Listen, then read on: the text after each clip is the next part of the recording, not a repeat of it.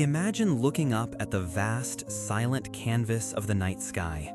For generations, it has been a place of wonder, of dreams, and of science fiction. We've read stories and watched films depicting epic space battles, laser-blasting spacecraft, and futuristic satellites engaged in conflict. These were grand, often ludicrous fantasies confined to the pages of books or the silver screen. They felt impossibly distant, a playful exploration of what could be rather than what would be. But now, that boundary between fiction and reality is blurring at an astonishing pace. The cosmos, once seen as the ultimate symbol of human unity and scientific pursuit, is rapidly transforming into a new arena for international conflict. The notion of a militarized space force is no longer a far-fetched dream of Hollywood. It is becoming a stark and undeniable reality. For some time now, there have been whispers, and then increasingly loud murmurs, about nations developing capabilities to project power beyond Earth's atmosphere. Russia and China, two formidable global players, are both rumored to possess burgeoning space military capabilities. And in recent years, two more major powers have made their intentions undeniably clear, formally launching their own space forces. This shift marks a profound turning point, pushing us into uncharted territory where the very heavens themselves become part of the global chessboard.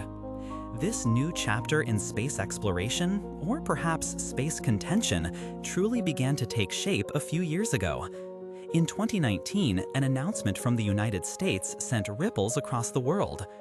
Donald Trump, then president, established a brand new branch of the U.S. Armed Forces, one unlike any that had come before, the Space Force. The exact operational nature of this new entity, its specific missions and capabilities, remains somewhat shrouded in the strategic secrecy typical of military ventures. However, its core purpose was articulated with striking clarity. At an event in Maryland, President Trump outlined his vision, stating that Space Force would be dedicated to protecting America's interests in what he termed the celestial battlefield. He declared, with resolute conviction, that space is the world's newest warfighting domain. Amid grave threats to our national security, American superiority in space is absolutely vital. This statement wasn't just a political declaration, it was a conceptual leap, reframing space not merely as a frontier for discovery, but as a critical theater of potential conflict, demanding strategic dominance. The American move was soon echoed across the Atlantic. Just a few months after the US unveiled its Space Force, France, under President Emmanuel Macron, made its own significant announcement. On the eve of Bastille Day, a moment traditionally symbolizing national pride and strength, Macron unveiled his plans to establish what he called a high command for space. This wasn't just an isolated department, it was a deeply integrated strategic decision. He revealed that the venerable French Air Force, an institution with a long and distinguished history, would be renamed the Air and Space Force, signaling a fundamental reorientation of its mission to encompass the broader cosmic domain. Adding a layer of very specific detail to this new French ambition, Minister of Defense Florence Parly spoke to reporters about the future. Her vision was precise and, for many, quite startling. Parly articulated a hope that by the year 2030, France would have weaponized satellites orbiting Earth.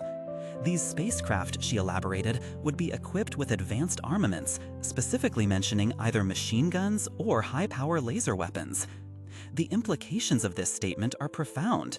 Not only is space becoming a warfighting domain, but the very instruments we send into orbit could soon be armed, capable of offensive or defensive action. This rapid escalation, this shared global pivot towards militarizing space, naturally raises serious concerns among experts and peace advocates.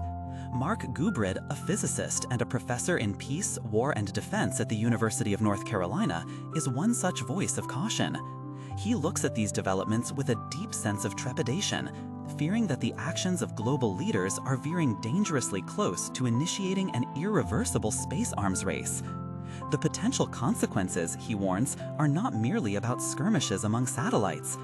Gubrid is deeply concerned that this course of events could ultimately lead to destabilization and nuclear war back here on Earth, reminding us that conflicts in space could have devastating terrestrial repercussions. Professor Gubrid's message is clear and urgent. He has called for a renewed commitment to the principles of space arms control, a plea to prioritize diplomacy and cooperation over competition and conflict. He implores the international community with a concise and powerful mantra: no war in space, no weapons in space, no weapons aimed at space. It's a call for foresight, for restraint, and for a collective understanding of the immense stakes involved. As we ponder these developments, it truly gives us pause to consider how quickly the landscape of global security is shifting.